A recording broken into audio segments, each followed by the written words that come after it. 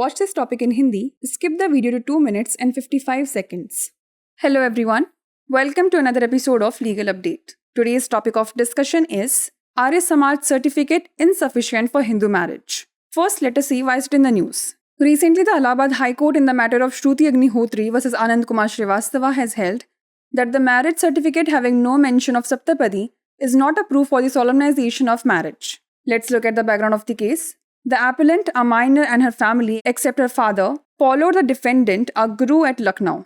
She claimed the defendant gave her and her mother prasad, causing unconsciousness, during which he made them to sign documents. 2 days later, the defendant claimed they were married and had a registered marriage.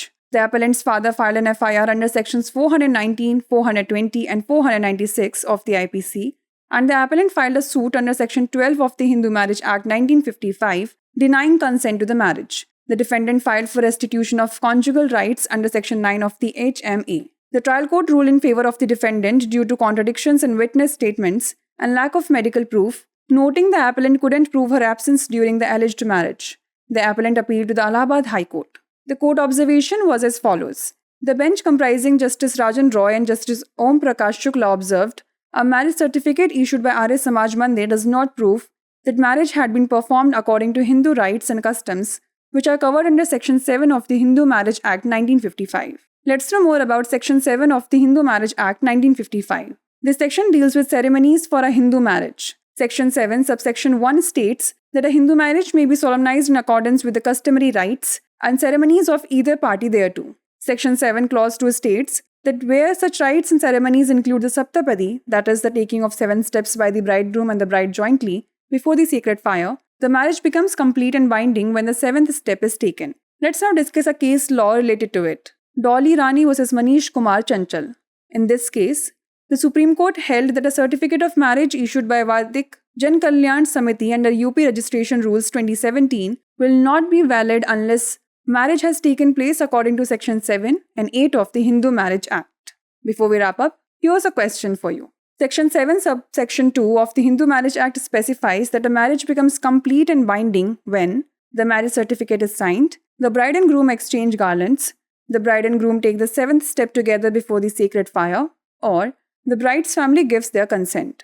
Send the answer to this question in the comment section. Like, share and subscribe for more such content. नमस्कार, legal update programme में आपका स्वागत है। आज हमारी चर्चा का विषय है हिंदू विवाह के लिए आर्य समाज प्रमाण पत्र अपर्याप्त। सबसे पहले जान लेते हैं यह चर्चा में क्यों है।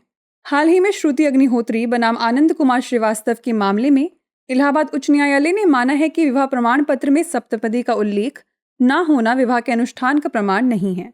चलिए जान लेते हैं मामले की पृष्ठभूमि। नाबालिग अपीलकर्ता एवं उसका परिवार पिता को छोड़कर लखनऊ में रहने वाला प्रतिवादी गुरु का पीछा करता है। अपीलकर्ता ने दावा किया कि प्रतिवादी ने उसे और उसकी मां को प्रसाद दिया, जिसे खाकर वे अचेत हो गए। इसी दौरान उसने उनसे दस्तावेजों पर हस्ताक्षर करवा लिए।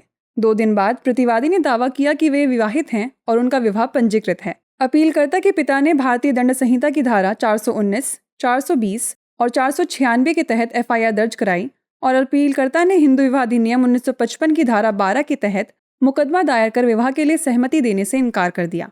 प्रतिवादी ने HMA की धारा 9 के तहत वैवाहिक अधिकारों की बहाली के लिए आवेदन किया। ट्रायल कोर्ट ने गवाहों के बयानों में विरोधाभास और चिकित्सा प्रमाण की कमी के कारण प्रतिवादी के पक्ष में फैसला सुनाया, जिसमें कहा गया कि अपीलकर्ता कथित विवाह के दौरान अपनी अनुपस्थिति साबित नहीं कर सका। अपीलकर्ता ने इलाहाबाद उच्च न्यायालय में अपील की।